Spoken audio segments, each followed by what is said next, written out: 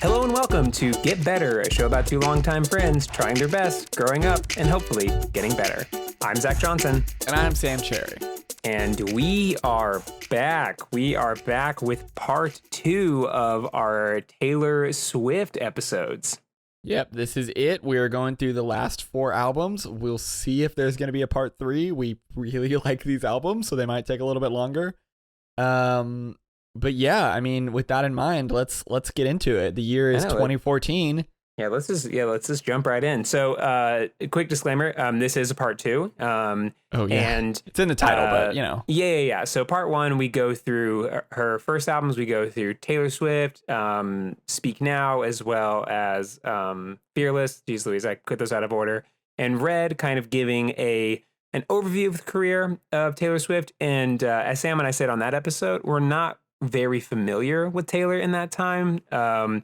Until Red happens, and then that's kind of when we jump on the Taylor bandwagon. And so from this point forward, this is going to be, I would say, less fact-based and more of our experience-based, because we have a lot more experience with these albums, and we were around and acutely aware of what was going on with all of the merchandising, as well as all of the storylines throughout, and we were kind of watching them in real time. So I feel like with this episode, it's going to be less fact-based and more of this is kind of what Sam and I remember from that time, as well as some facts sprinkled in that we did research on prior to. I would say it's more review-based, where it's like, I'm not going to tell you, like, I remember I heard this song and I was doing this, although there will be some of that. It's going to be a lot more like, oh yeah, the sound of this album is much, whereas, and this is just a product of, like, the work, like, the first 3 albums sound a lot more similar, and they're good, but they sound a lot more similar. The signature trilogy, I deemed it. Yeah, exactly. Those sound a lot more similar, so it's kind of hard to say a whole lot about the difference between,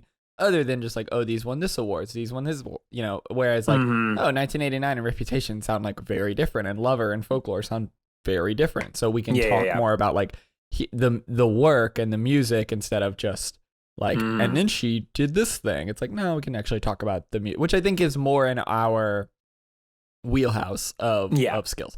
Anyway, so the year is 2014. Well, the year is 1989 and Taylor Swift is born.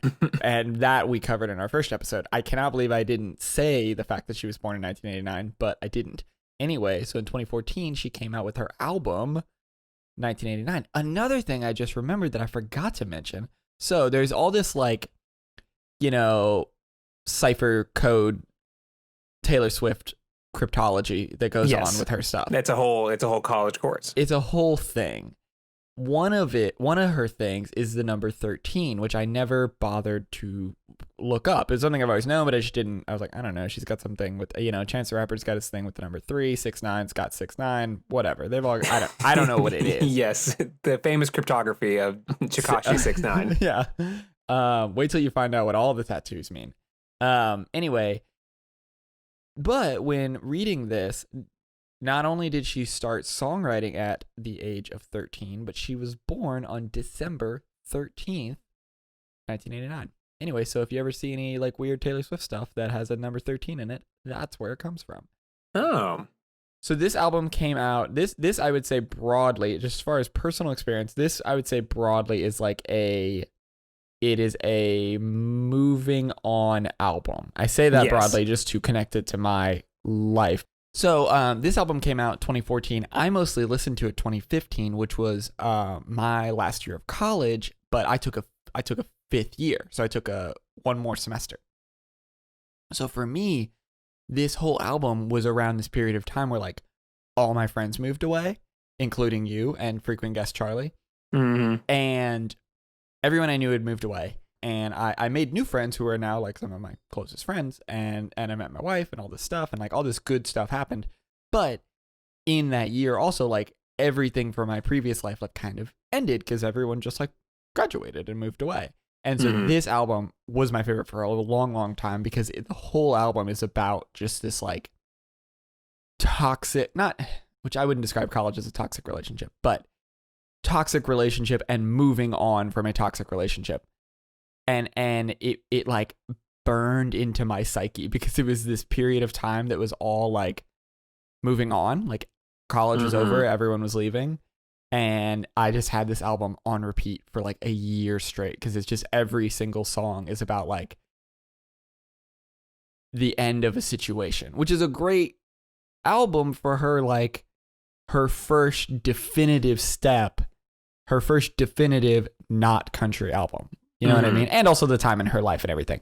But anyway, this was my favorite album for a really long time because of that.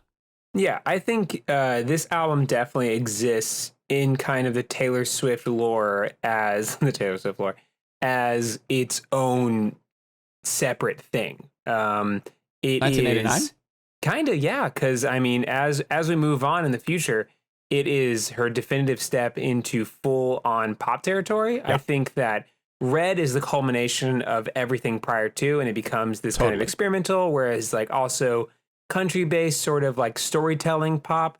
And I would say that's her graduation.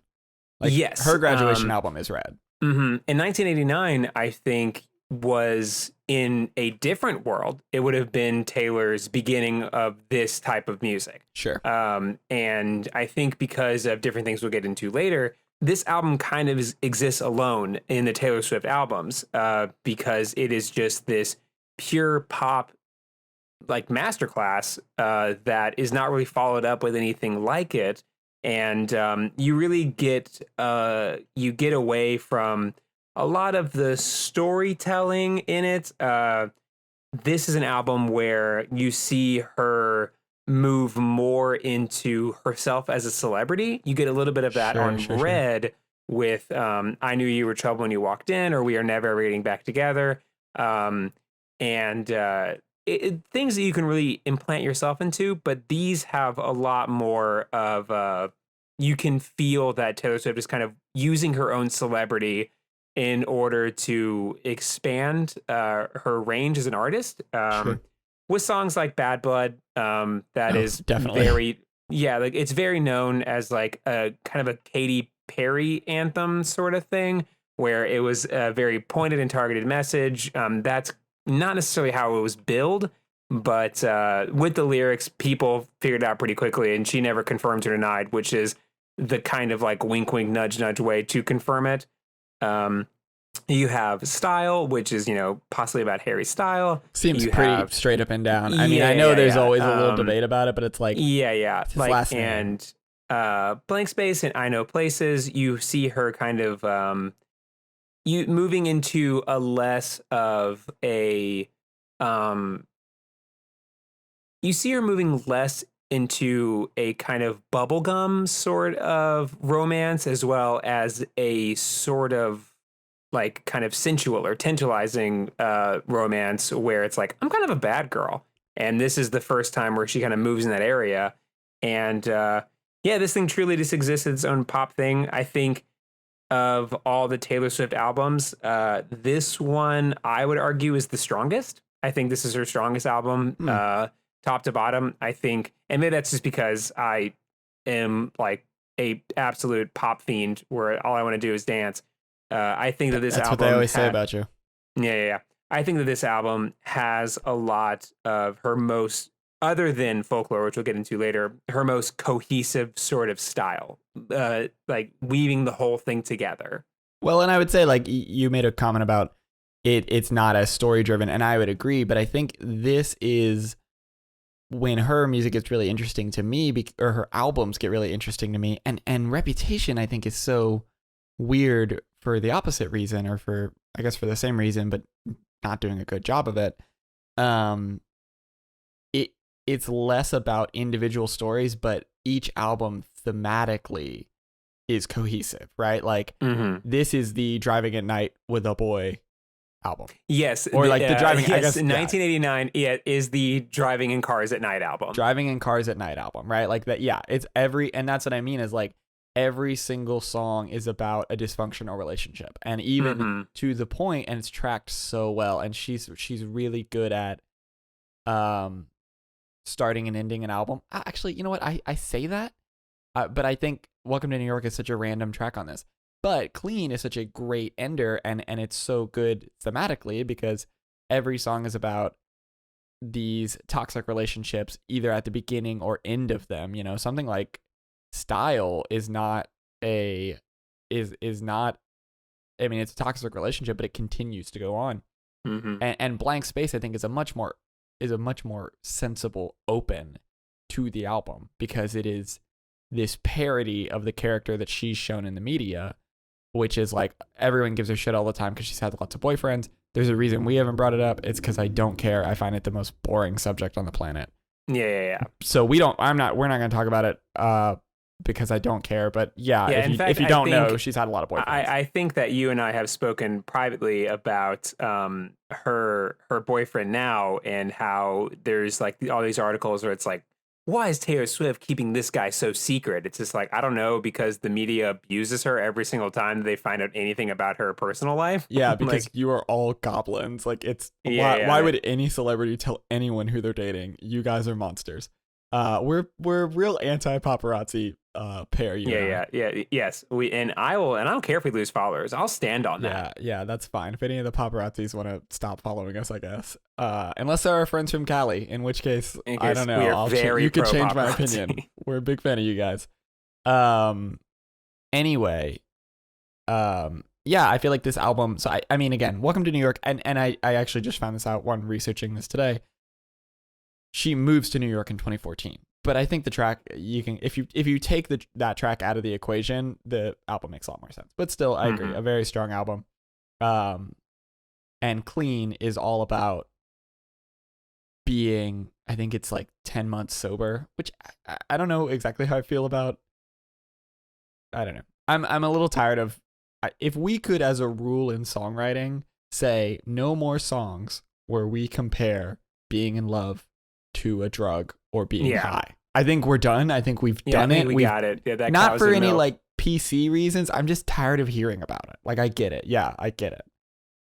But that's what the song is. I'm clean. She's 10 months sober from this relationship. It was a great end to the album because there's all of these toxic relationships in a row. You start with Blank Space and saying like, I'm in a bunch of relationships and I'm going to be in more relationships and fuck you and I don't care. And I am a crazy person. And she like, and especially if you see it live, she plays this character of like crazy girlfriend. Mm-hmm. Yeah. And even especially in the, in all of the music videos leading up to this is very much putting herself into the position of like unstable girlfriend. Yeah. And you can tell it is a character in Blank Space.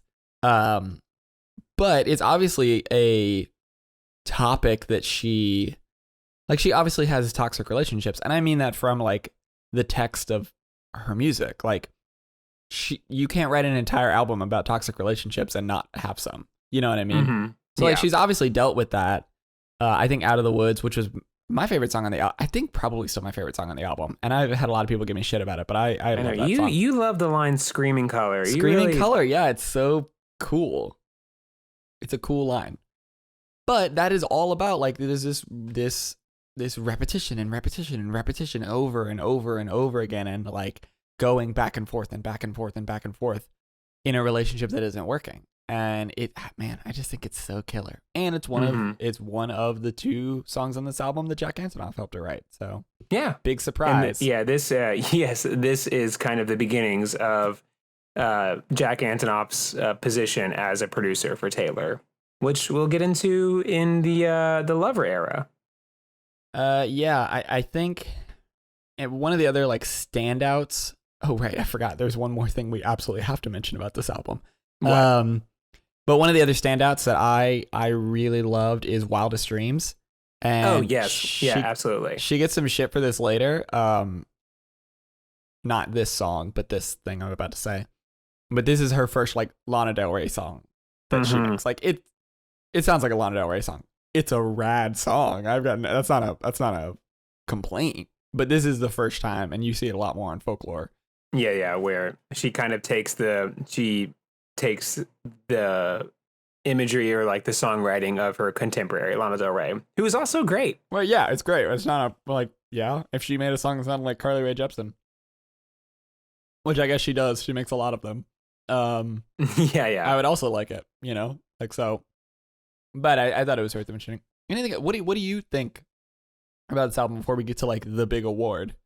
I think, as I said, I think this is her. I think this is her strongest album, top to bottom. Maybe it's because I listened to it so much. Maybe it's because, as I said before, I love pop music so much, and it is maybe because it holds back to kind of a Taylor Swift that we could have gotten had things panned out Sure. differently. Had the next album not happened.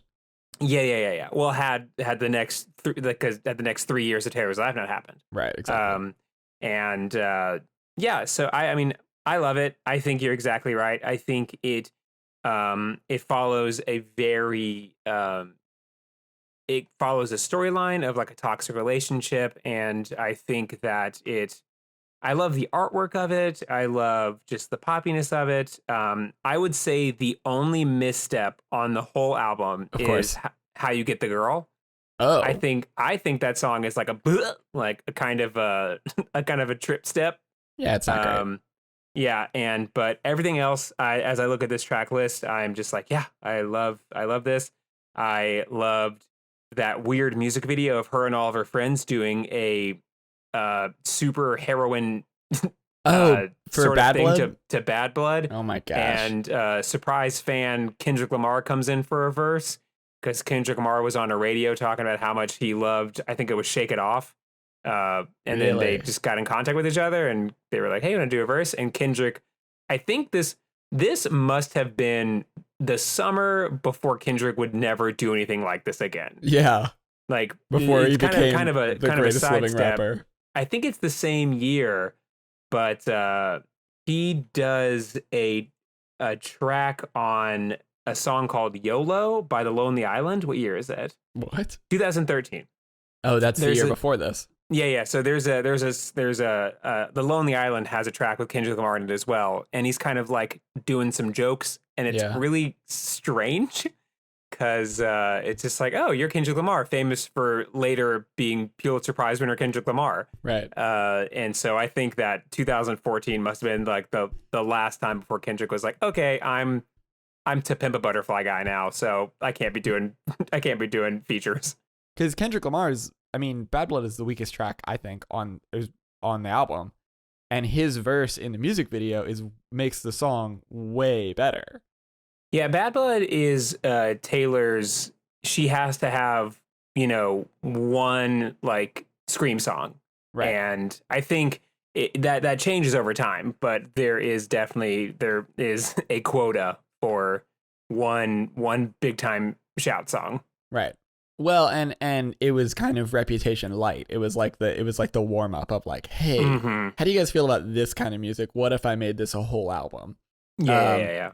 But yeah, Kendrick on that is like the best part of. I mean, it just changes the whole flow of the song and makes her parts kind of the chorus, and he's like the body of the song. And I just think it's I think it's a stronger song in that way.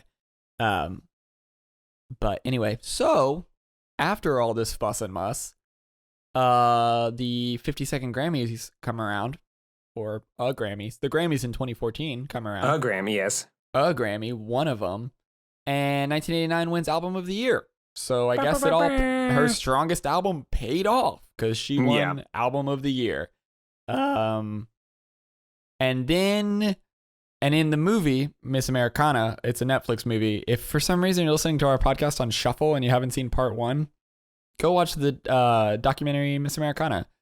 But anyway, she talks about this point as like she'd achieved everything she wanted and she felt really lonely and isolated and alone, and it transitions into the section where she talks about her current boyfriend, whose name it's Joe something. I don't know. Yeah, Joe. Who cares? We're not personally friends with this girl. Why would I care who her boyfriend is? Anyway, so it transitions into that, but she starts talking about like this incredibly lonely time in her life after she wins the album of her second album of the year for 1989. And Zach, I feel like you've got the notes on this one. So I have the notes of 1989. No, yes. On the next thing that happens. Oh, okay. Yes. So the next little bit of Taylor's life is kind of tumultuous, and I think it's almost I kind of convince myself it's like Tiger Woods syndrome, where when someone is at the absolute top of their game, sure, they have a series of affairs. Yeah, the world will destroy. I mean, like, one critique that the media has over Tiger Woods is that his whole story ran for, I think it was like 12 more weeks than 9/11 did, or like any news about the Iraq War or anything else, because it was just like, we're gonna watch this guy burn. Sure. And so I think it's, you know, just when you're at the zenith of your own career, and you know, the next question is, what are you gonna do next? And what's gonna happen next is just a series of fumbles, and Taylor is very famously not very I guess in tune with the media. Like, she doesn't do interviews that much. You're not going to see her on Ellen DeGeneres or you are going to see her on Ellen. You know the whole running. Are? Have you seen the running bit with her and Ellen? Oh yeah. Okay. Every time she goes on Ellen scares her. Yeah. Okay. Well, then never mind. You don't really but see I know what her you mean. Yeah. doing like promotional material. She's like kind of a not very seen figure. She just comes out to release music and what have you. Sure. But I think because of that, and she doesn't like to respond to things, I think that kind of comes across as elitist.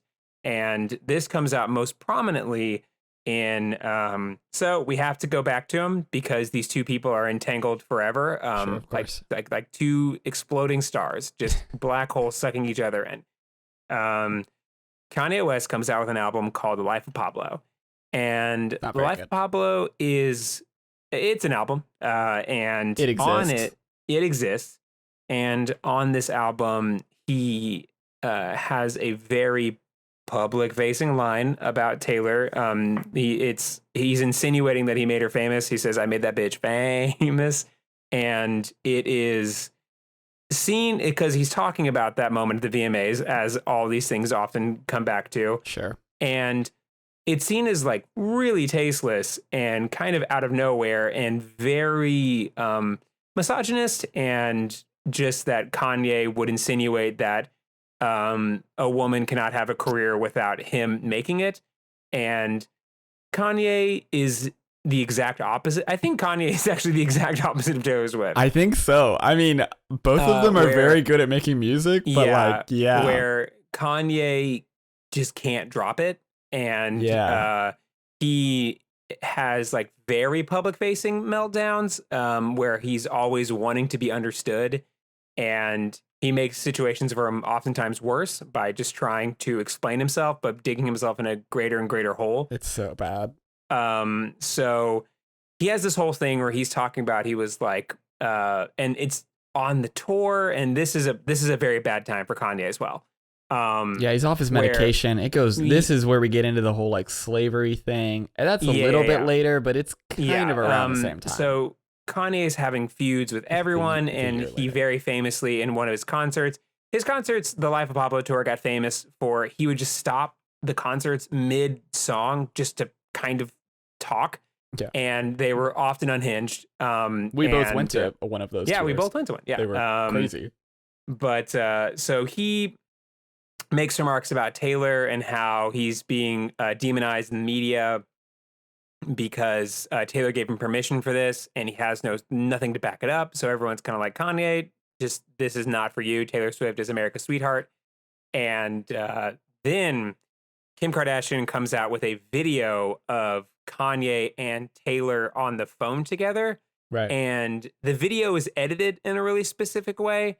But basically it is showing that Kanye tells her the lyric, the "I made that bitch famous" lyric, and Taylor's like, "Oh yeah, that's really funny. I like that. You should totally use that." Well, I think if I remember, it's later revealed that it's cut and spliced in such a way where that response is not to that exactly. And he doesn't call her a bitch. He's like, "I think me and Taylor might still have sex."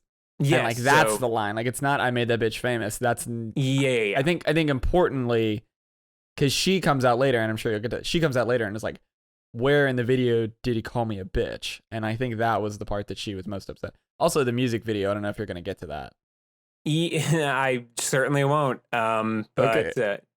It's a weird music video. There's a wax figure of Taylor. It's a whole thing. It's a wax figure of lots of people, and they're in Yeah. bed and they're all naked, and it feels illegal. It feels like you shouldn't look. I like Kanye West.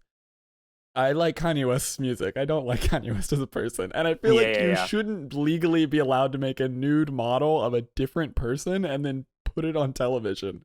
Yeah. It's weird. It's very bad. Yeah, it's bizarre. And so everyone though has she is portrayed as lying and like kind of weaponizing her good girl vibe. So she is like, I guess that's kind of the best way to describe it, is like she's America's sweetheart, but she's kind of seen as like kind of cunning and conniving, and she is weaponizing her imagery to take down someone else, like kind of doing a Southern Belle sort of like, well, I didn't do nothing wrong sort of thing.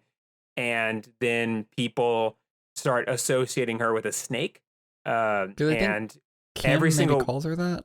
Probably, but I think like a snake is sort of like the imagery you would use for someone that is, cunning and deceiving. Right. And so all of Taylor's social media, Instagrams, whatever, is just every comment has like snakes everywhere. See, I've missed all of this. Well, like it's not, she's not putting it out there. Right, people are commenting snakes. And so that's when you get into like Taylor Swift is canceled, blah, blah, blah, blah. And so I think at this point, because Taylor's at kind of a crossroad in her career where she's kind of doing pop star stuff. And I think that causes her to kind of like almost take on this like villain character, which is seen as it feels like a wrestling move. It's a heel turn. It's a heel turn. Like in wrestling, all of a sudden Hulk Hogan is Hollywood Hogan, and it's like, I'm Hulk Hogan, but I'm a bad guy now, and everyone's like, what is happening? Yeah. It happens all the time, and I think she's kind of doing a similar move as like, if I'm going to be a bad guy, I might as well be the worst. And then she deletes everything off her Instagram, and she just posts a bunch of pictures of snakes. Deletes it all at once. I think deletes it all at once, and then is posting pictures of snakes. It's very pointed. It's like, I think Taylor, the difference between her and like a Kanye character is when Kanye does stuff like this, it's like, dude, no one is telling him to do this. There is no team behind him. Right. There is absolutely there's no media guy. There's no marketing specialist or publicist. Yeah. It's just him losing his marbles. Whereas Taylor, everything is calculated, she's like setting up for something. Right. And well, if it was Kanye, he'd be tweeting like, the moon is an illusion. Like that's a Kanye meltdown. I don't understand. Whereas her, she is smart, and so often, it's always very business savvy. Well, and she's perceived as evil for it. It's like, oh, you're smart and a woman, so you must be evil and trying to do something bad. And it's like, well, so she takes on this imagery of a snake, and she starts releasing a series of singles. And the singles are Look What You Made Me Do, Ready for It, and I think I Did Something Bad. No, it was Gorgeous. Gorgeous, yes. And Look What You Made Me Do is bananas. It's her like Kanye song. Yes. Not like it sounds like it, but it's her like, fuck you, Kanye. Yeah, it's bananas. And those of you that remember, it has that moment in the middle of the song where it says like, I'm sorry, the old Taylor can't come to the phone right now because she's dead. Yeah. And it's just kind of like, it's a very abrupt heel turn. And it's a Hollywood Hogan for sure, where it's like, it didn't really land, and it's like, I don't. Yeah, it's really cringy to kind of think about it now, because it's not like, I don't think anyone who was like, whoa, you're a bad girl now. It was just like, what is happening? Well, because we're all And still remembering her dancing in the Shake It Off video, and it's like, I yeah, don't yeah, think yeah, you're a yeah. bad girl. I'm Yeah, sorry. and Like, the album artwork is of like her with all these newspapers. It's very representative of a Prince album cover from 1981 called Controversy. I didn't know that. Brief recommendation station. Controversy by Prince. Okay. What were you gonna say? I was gonna say that I had not heard that or made that connection until I saw that note here in the doc, and yeah, if you look at the, especially because it's called Controversy, but if you look at the album cover, it's like, oh, that's definitely what she was like referencing, like definitely. Yeah, I mean, I didn't know that until years later when I was listening to Prince, and I was just like, oh, that looks like Reputation. Oh, it's called Controversy. I get it. Yeah, this is totally a. Yeah, and Prince had just recently died, so it's kind of like taking on that that pop star sort of celebrity, like I'm a bad girl sort of vibe. Before we get too into the track list, there is she gets in a fight with Katy Perry. I don't remember any of this. That was the lead into Bad Blood, and Right. it was a very petty, very silly fight about just a very Spark Notes one sentence breakdown. Katy Perry has a dancer that is on her team, and then that dancer is then hired, kind of poached by Taylor and her team, and the dancer that was with Katy then goes over to Taylor's team, and Katy is super upset about it, and they kind of have a little spat. Katy Perry writes a song Swish Swish about it. It's not a good song or a good video, and it was weird. But the other big thing that actually features heavily in the documentary, because I think part of why Reputation was so weird for me is that I missed everything but the Kanye thing. I completely missed. So when she came out with this album that was like, my reputation is in the garbage, I was like, it is? Like, I'm still listening to 1989. What are you talking about? But apparently she had a bad year. But it is that kind of like, I would like the way I describe weaponized celebrity in that it's the assumption that everyone's up to speed on what's going on. Well, and codifying the narrative where like now that's like, now it's just like, oh, like I know as just like a guy who totally missed it, like, oh, she had a really bad year. Whether or not, I have no idea if that's how it was actually playing out. But now she has codified that as the narrative of like, I won album of the year, then everything went really bad, and that's why I made Reputation. I don't know.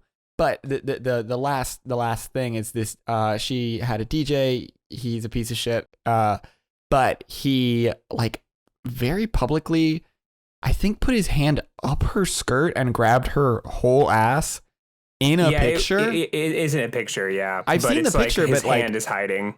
Yeah, I've seen the picture, but I feel like I've heard that his hand was up her skirt. It's all wild, but like that just seems like even crazier. But anyway, he grabs her butt in some kind of way. You can see the picture of it, and she fires him, obviously. And then he sues her for millions of dollars for wrongful termination, which is a real piece of shit move. I can't believe it. So then she countersues for $1 and wins. This features heavily in Miss Americana. She says it's kind of this turning point for her because much of the documentary is about politics, where like she's like, I need to speak up about politics. She has this great line where she's like, about how dehumanizing the whole thing, because it's a sexual assault case, and she's like, how dehumanizing it is, how the lawyer was so antagonistic and hurtful to me, and she's like talking about what a traumatic experience this sexual assault trial was, and at the end she says, this is what it was like with 7 witnesses and a photograph of it happening. I can't imagine what it's like when it's just you against your word against his. And she credits it as this turning point for her, like, I have to speak up about women's rights and politics broadly, but like specifically politics as they pertain to women's rights. This is all in the run up to Reputation. And if you go into like the lore of like all the little symbols and stuff, there are references in Look What You Made Me Do. She's like in a bathtub and there's a $1 bill. She's in a bathtub and she's swimming in gold. And there's a $1 bill, and it's supposed to be this like reference to this. But there's all these little references throughout the thing to all of these fights she's in. But because it was such a big part of the documentary, I felt like, oh, we have to mention this DJ thing. Anyway. Yeah. So that's a big part of her career. And we can get into the track list now. Sure, yeah. As Sam and I have said, Reputation's not our favorite. I think especially the lead singles or like the singles on them are just like kind of bananas. Yeah. And they are not very good. But looking through it, there are some songs in here that I kind of forgot that were on this album that I really, really like. Okay. I know it's like a guilty pleasure, but I have a soft spot for Endgame. I think it's really fun Sure, and yeah. like dancey and silly. I really, really like Dress. I knew that was gonna come up. You've mentioned this like 50 times how much you love this song. Dress is fantastic. It's a good song. I think that it is such a more smooth transition into Grown Up Taylor. And because there is one thing that I think about often where it's like when you are trying to go from a child star to being like getting more into the like adult world or like trying to just be a successful person. I found more often than not the move is to just like take it way too far and be like, yeah, I'm that girl from like Family Matters or whatever, but I'm doing this. Like this isn't your grandma's show or something like that. Yeah. And it feels very jarring. And I think a lot of Reputation feels very jarring, like where she's like, I'm a bad girl, I do bad girl things. But I think that Dress is written in such a way where it's just like, yeah, I have sex. And like it's seen as like this very like not like provocative or not like sexualized. It's just seen as like, yeah, I'm in a committed relationship. This is something we do. And I only like the line, I only bought this dress so you would take it off. And it's just like, oh, that is a super cool line. And it doesn't linger so much as to be like, yeah, and I like have sex because I'm a bad girl. It's like, I just do this because it's a part of who I am as an adult. Well, and I think that transition is made very playfully and made very intentionally into like some of her later stuff that comes up. But it was the first time that Taylor kind of spoke, I guess, in her songs about, just like, hey, I had the like bubblegum sort of like conservative Christian sort of like marketing about me. That's not really who I am. And I love it. The rest of the album, it's fine. Is the exact opposite of what I just said. Is the I'm a bad girl, I do bad girl things. And I think that when it comes to other pop stars, I think Ariana Grande was having her like year right around this time. I think, God, everything is all the same time for me. It's anyway. But like a song that comes to mind is like Side to Side. Like that I think is the usual track for like I was on Disney, but now I fuck. And like that's often when child star singers or that same like group of singers, like Selena Gomez, Ariana Grande, Demi Lovato, like that kind of crew. Less Selena, but still. Anyway, it's like they don't talk about, they don't want to be seen as a kid, but they come off just sounding like a teen. Yeah. Where it's like, I fuck so much, I walk funny, which is the premise of the song Side to Side. Like that's the premise, and it's just like, yeah, I'm grown up, and that's not how people talk. Yeah, it just feels disingenuous. Exactly. It feels like something that someone would post on social media. It's like, man, like I'm like having sex so much. Like that. It's just like no one says like that. Yeah. Well, yeah, and that's the thing is it sounds like how a teen would lie about having sex. Whereas like I think when this album first came out, I always remember this. You texted me and you were like, there are 3 things that Taylor wants you to know. She cusses, she drinks, and she fucks. And it's like, yeah, I mean, that's kind of, this is the first album where all of those things happen. She talks about drinking and sex and and I think cussing. It's like, yeah, that's true. Yeah, and it's funny because I feel like the drinking and cussing are not handled very tactfully. And oddly enough, she figures it out. Yeah, she figures it out later, yeah, but like the one that is honestly always mishandled by like child stars trying to make their way into like I'm a real-time person Right. is the sex one, and I really feel like with Dress she just like gets like nail on the head. She got it. Like Yeah, it's like yeah, it's like not Miley Cyrus at the VMAs where she's like like assaulting Robin Thicke. It's like, yeah, this is just like how a person talks. Anyway, yeah, I'm done talking about sex with my friend Zach and you, the listeners, my friends yeah. from the internet.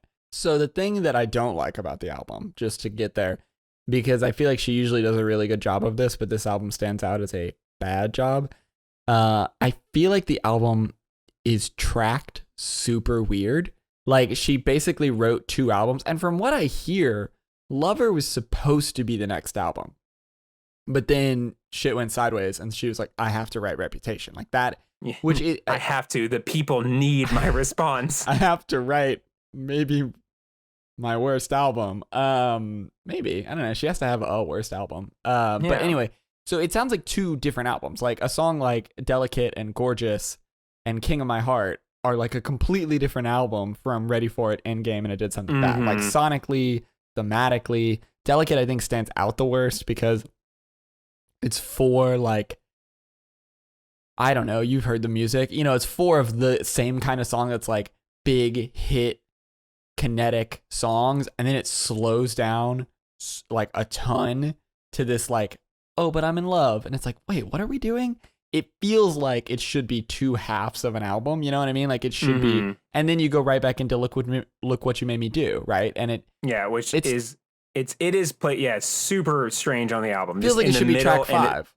And it like it ramps you back into this like, well, yeah, I'm a bad girl, and Right. like my reputation is like dog shit, and because of that, I'm gonna act out, and it's just like what the. But then you go back to Gorgeous, and you're like, I don't know, Dancing with My Hands Tied is a great song. Also, Antonoff helped write like half these songs. Dress, Getaway Car, This Is Why We Can't Have Nice Things, Call It What You Want, and This Is Why We Can't Have Nice Things. The shout album, the shout song. That is the shout song.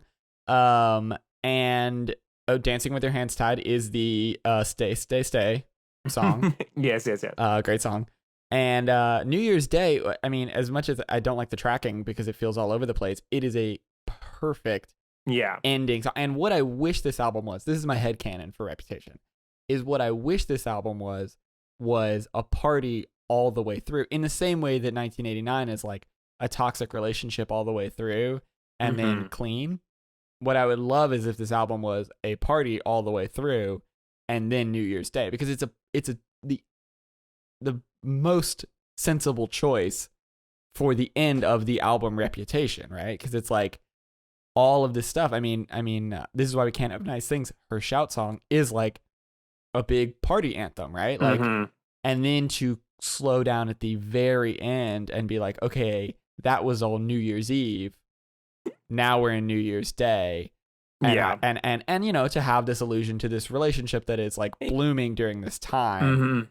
And it definitely, but that's not what she did. So I don't know. Yeah, but it definitely does feel like in almost like kind of a meta ending of that album itself, where it's like if Reputation is like nighttime, then Lover is daytime. I think those two, Reputation and Lover, I think are, to me, they're kind of intertwined with each other. Yeah. As it like Lover is the response to Reputation. Yeah, let's get back on this hype train. Let's talk about an album we fucking love. Yeah, so let's talk about Lover. So New Year's Day ends, and I think like sonically, it like we're getting into a new day, and we'll get into it like now, but like I feel like Lover does represent even like with the Lover is great. Lover comes out. It's my favorite album. It's so good. Lover comes out in 2018, I believe. Yeah, because Folklore and Lover just came out like back to back. Yeah. The planet ended. So Lover is an album that is definitely a return to form, and there are actually came out in 2019. Yeah, these albums came out back to back. Lover is just so sweet sonically and lyrically.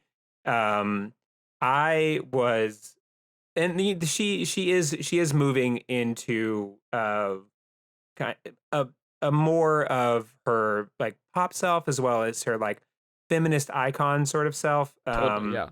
But I will say, to emphasize my point, that this is a direct follow up, like both in terms of chronologically as well as a response to Reputation. Yeah. Her very first music video for this album is Me.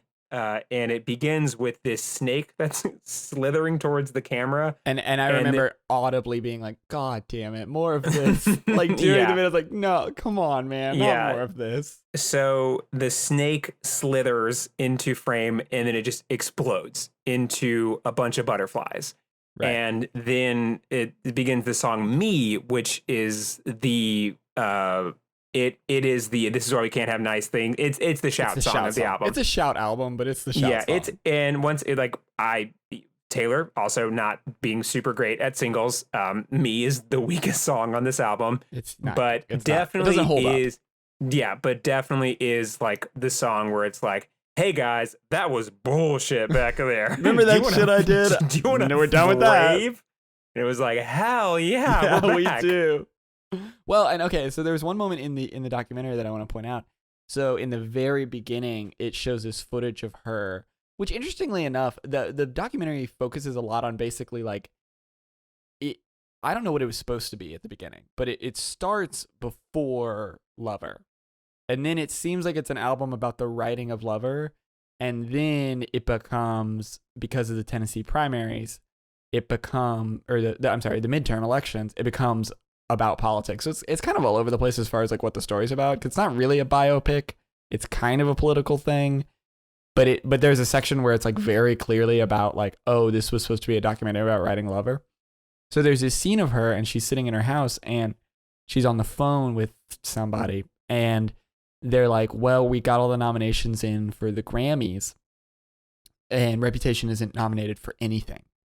Or wasn't Reputation? I don't know. That's what I got from the scene, was that it wasn't Reputation. It wasn't nominated for anything. And she has this line where she's like, very quickly, very immediately, it's just like, I just have to write a better album. And of course, Living in the Future, it's like, oh yeah, and you pulled it off. Because I think the documentary came out like either right before or right after the album came out. Mm-hmm. And yeah, it's great being in the future and being like, oh yeah, you really fucking knock it out of the park. But even her, she recognized, she's like, I just have to do better. I have to do a better album. And so it focuses a lot on her writing process. Anyway, I just want to point out that moment. It's really cool. Yeah. And so, yeah, Lover, Jack Antonoff, Bleachers, is featured heavily on this album with A Cruel Summer, The Archer, I Think He Knows, Paper Rings, Death by a Thousand Cuts, Soon You'll Be Better, False God. And yeah, just a lot of the great songs on this album. Yeah. And I think it follows your thing where Taylor Swift is really good at beginning and ending an album, where it begins with I Forgot That You Existed, which I think is a direct call to, like, it's a response to, you know, Kanye, or as well as like Katy or whomever. And it is saying like, yep, this is, I'm putting all of that to bed. That is no longer going to be represented in my music. And we're going to move forward. Right. But it's sung in this very, you know, Red reminiscent kind of like, totally. We Are Never Ever Getting Back Together. Very singy and fun and very playful. And I think it's more broad in that, like, something I didn't like about Reputation was like, well, I'm not in a feud with Kanye West. So I can't really identify with a lot of the music because it is so specific to the specific like feuds and fights that she was in that year. That it's like, I'm not personally in a fight with Kanye West, so I can't really identify with this as much as I could the other albums. But I Forgot That You Existed, like, while we all know, like, oh, of course, this is kind of about the Reputation era and like those people and that stuff, whoever particularly it's about, it also totally functions as a breakup song or a post-breakup song. Like, if you don't know any of that, you're just like, oh, this is about an ex-boyfriend. It's like, yeah. And it can be a song that you imprint upon personally. Yeah. And it doesn't have to be like no one else has a tilted stage. Like, you know what I mean? And so I think it's a great return to form in that way as well. She has started getting back to songwriting where it's not about her celebrity anymore. It is like you can imprint upon yourself where there is enough for those fans that want to feel that they're following her narrative, that they're along with her story. Sure. But if you don't, then it's like, it's fine. Like you can just follow along with this and imprint your own self on this. Yeah. I think just a lot, like the one song that I just love so much is the title song Lover. Oh my God. So good. Yeah. It is, I think, following in her, movement as an artist. It's a very adult form of love. It is that sort of like dreamy and the like romanticized view of it. And the video is amazing. Yeah, the video is incredible, but it's just so sweet. And it's like it reminds me a lot of that song you like, What I Love About a Sunday. Because great song, man. It's such a good song. Lover is just about like tiny moments that you experience with someone. Like this, there's like so many lines in it that you can really pull from just to be like, hell yeah. Like, at every table, I'll save you a seat. That's my shit. Like that is like, when I first heard that, I was like, yes, that is exactly what it's like. I don't remember which particular song off the top of my head. It might be Lover. I don't remember, but it's from this album. I remember talking to my friend Savannah about it. Because while I do text you about every single album that comes out and we record an episode, it's just part of my life of like, oh, a new Taylor Swift album comes out. Here are all the people I'm going to text and talk to about this album. Savannah is one of them. And she was talking about like, there's a line about, painting your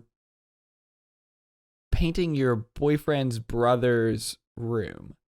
Like blue was the color when we painted your brother's room or something along those lines. And she's like, I've never done that. That's not an experience I've ever had, but it's so specific. And again, not even like well described, but like well observed. Like her music is so like well observed. Like she just notices these little moments that as soon as you hear it, you're just like, oh yeah, that is what that's like. Shout out to New Year's Day as well. Like New Year's Day has so much of that. We're kind of past that album, but still, I just wanted to point out that song is so good in that way too. But her music has a lot of that where it's like, yeah, and I know exactly what you mean just by a very simple phrase. Yeah, and that line is on Paper Rings, which is the shout song. Yeah, it's more of like, and there are those like blue is the color you painted your brother's wall, and it's just like it's very like that song is so much fun. So it's like great. it's very like punk inspired, like it's very fast and it might be a stretch, but sure. No, I mean I think like I've heard people describe it as that, just like it's like it's punk in like the way of like everything is really fast and she's like shouty and it's very kinetic and it is just really great. And I think that it's got Black Flag influences for sure. Really, yeah. But the thing that you said there about just those moments, like that she has such a great ability of writing, I think is the reason why, and getting back to the reason why I love Red so much. Yeah, of course. In the song All Too Well, where she's talking about a relationship and a breakup and just like, saying like super specific things about like dancing in the refrigerator light. And you're just like, oh, that's very, very sweet. I have never personally experienced that, but I get the gist of like what that would be like. Yeah, I know what that and then lose that. Yeah. Soon You'll Get Better is a song in reference to her mom's cancer. It's a song that she says she'll never perform live, which I get because it's sad as fuck. It is the skip track for this album. But it's also a phenomenal song. But it's a skip track. It's not a skip track because it's bad. It's just like, ooh, okay. I don't want to cry while driving down the street today. But her mom had cancer back in like 2014. It went into remission in 2015. But then it came back again in 2019 while she was writing this album. And anyway, the song is about that. It is horribly sad, and I skip it I've probably heard it twice. I was like, nope, I'm good. I get it. It's a great song. I'm gonna skip this one. Anyway, it's a great album. I love it. I feel like I don't have anything else to say. It's a return to form. It's super good and poppy. Yeah. And then in 2020, the world ended, and instead of doing a tour, she wrote the album Folklore. Well, I probably have the least to say about this because it just came out a week before we put out Taylor Swift Part 1. But yeah. And that's kind of the reason why we did this whole Taylor Swift thing, obviously. But Folklore, I've been able to spend some time with it, and I think the most shocking things about it are just that it is people call it like a return to form again with her singer-songwriter thing, and I completely agree.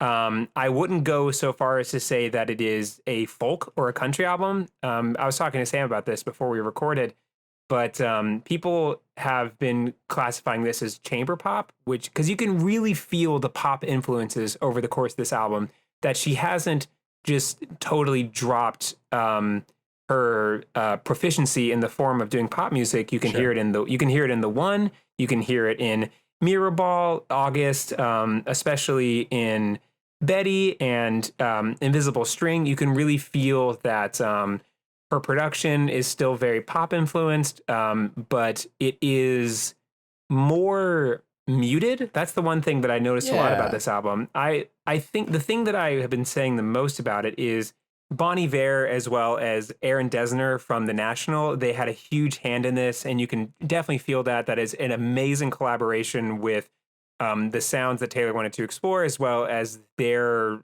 proficiency in the chamber pop sort of sphere. And chamber pop is music that is very heavy on lyrics and creates a sort of wall of sound. I don't know if you experienced this when you're listening to it. Sure. But all of the instrumentation feels like it is existing, like you are like walking within it. Like it is almost sort of hazy and foggy. Kind of, I think, like almost with the imagery of the album cover when you see she is like in the middle of the woods here.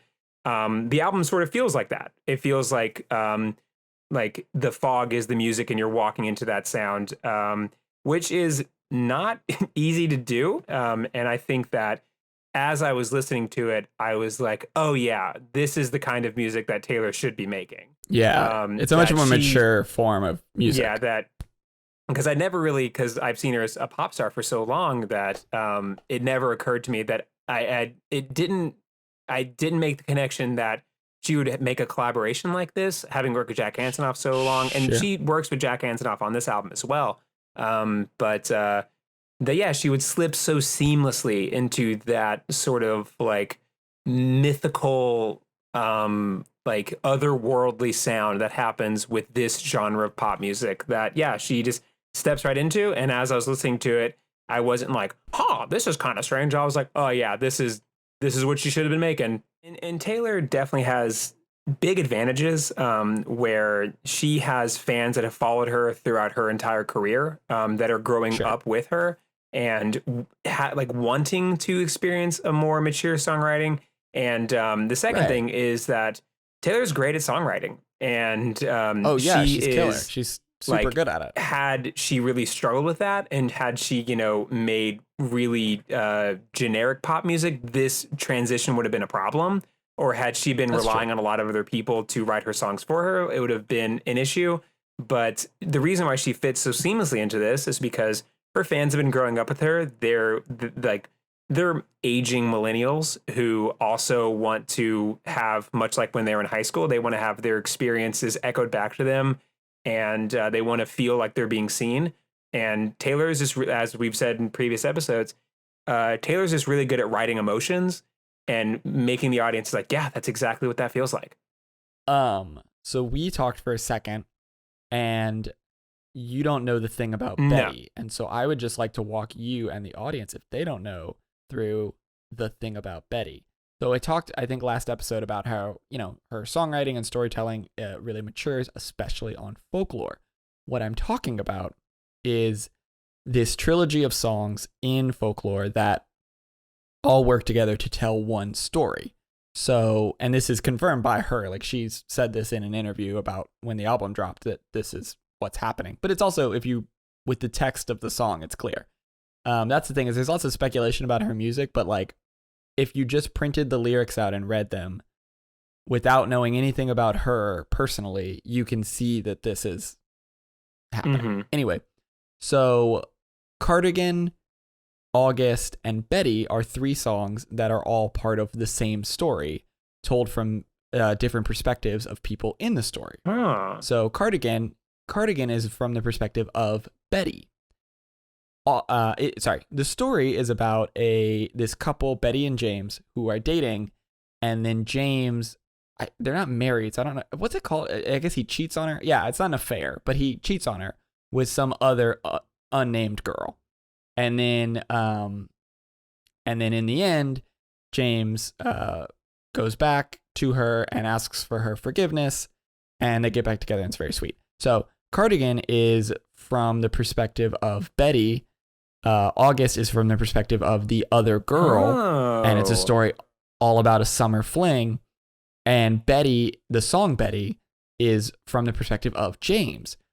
Now, all the songs function separate. You could just listen to them as regular songs, but when you put them all together, it's like I heard August, the Cardigan line at the end of Betty, and then I was kind of like, huh, yeah. Okay. Like, I was like, just like cardigans, that's fine. This is kind of a cardigan of an album. Well, and it is. And the references are concrete enough that it's like obviously connected. Like you don't have to make any logical leaps to be like, oh, of course this is one story. But they're not like overpowering the song. So in Cardigan, she mentions, I knew you would come back to me standing on my front porch, which of course in Betty ends with James coming back and standing on her front porch. In August, at the end of the song, of course the girl in the song is always saying, you weren't mine to lose, right? It's about this summer affair, but I keep saying affair because I'm married. It's about this summer fling, but she says you're not mine to lose, and then at the end of the song she says, when I pulled up in my car and told you to hop in the car or something along those lines. And then of course in Betty, the main character James is talking, and he's saying, I was thinking about you when she pulled up and said, hey James, get in the car. And then at the end of the song, he's on her front porch. He's on Betty's front porch. Oh man, yeah, that was totally lost on me. Well, I didn't notice until, granted, I heard about it like the day it came out, but I listened to the album a couple of times and didn't make that connection other than the Cardigan thing.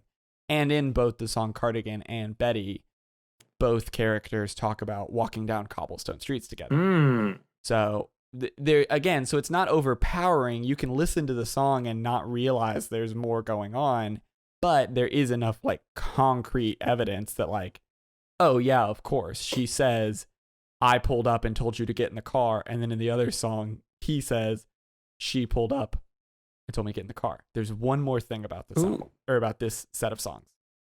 Go ahead. Oh no, I'm just listening. I'm entranced. Okay. There's one more thing. I keep saying he because I'm heteronormative, and for that I apologize. There is strong textual evidence to suggest, I think it's pretty airtight, that everyone in the story is a woman. That it's actually a story about three women who are in a love triangle, and it's still the same function. Betty and James are dating, and then James has an affair with another woman, but all 3 of them are women.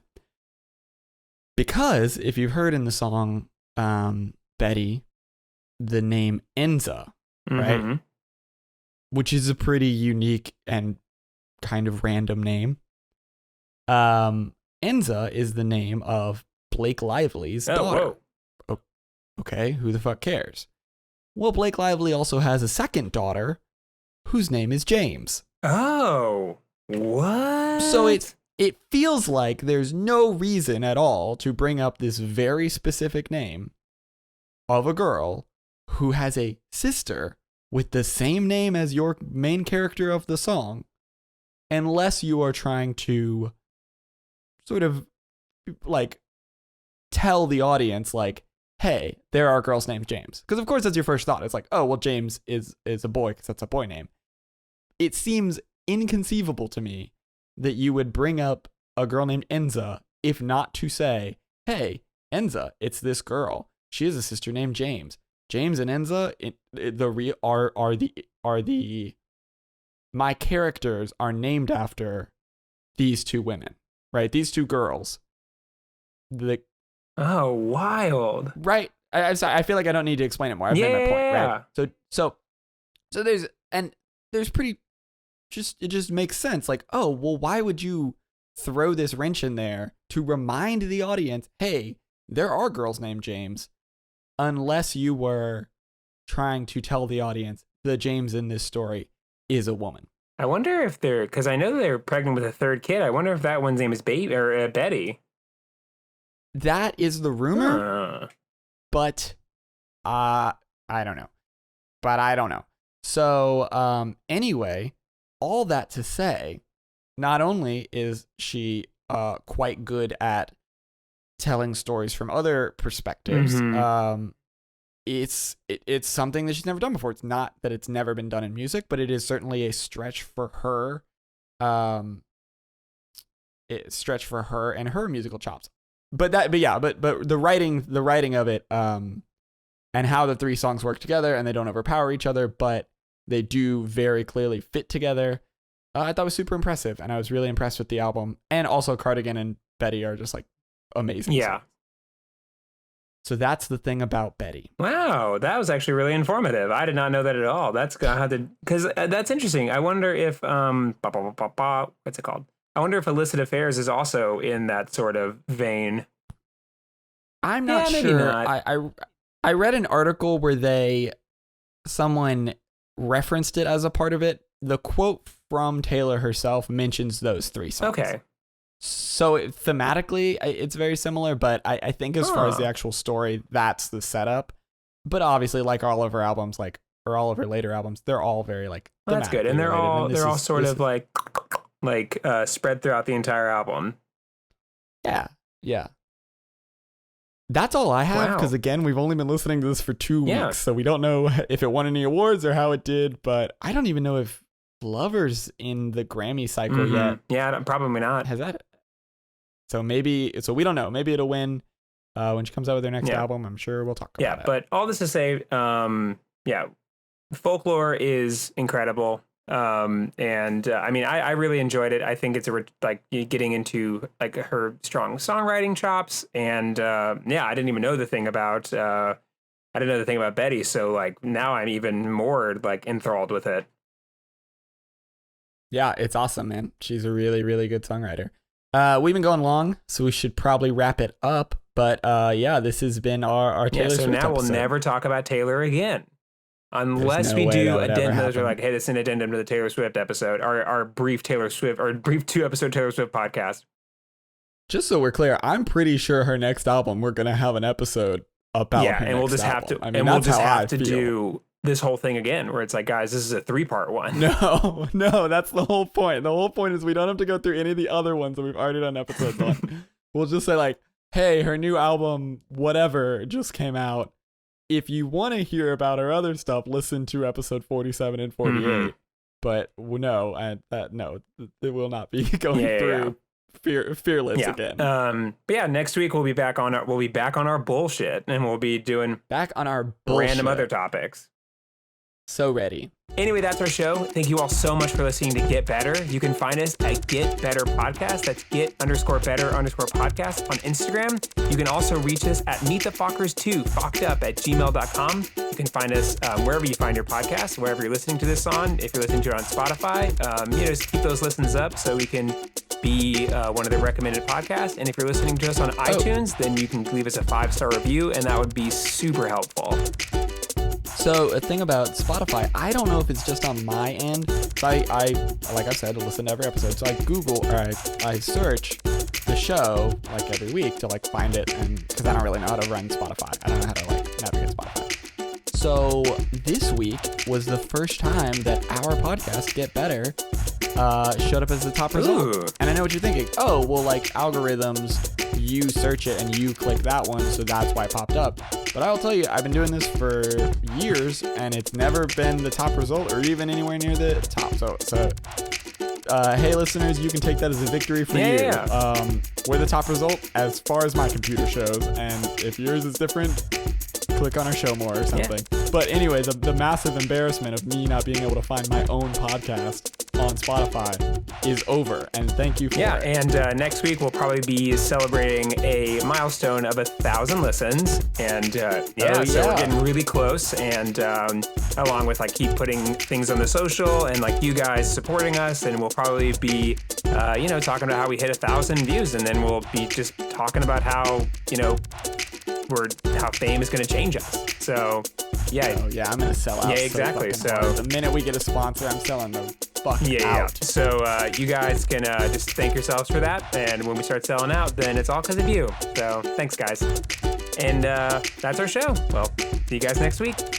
All right. See you. Bye forever.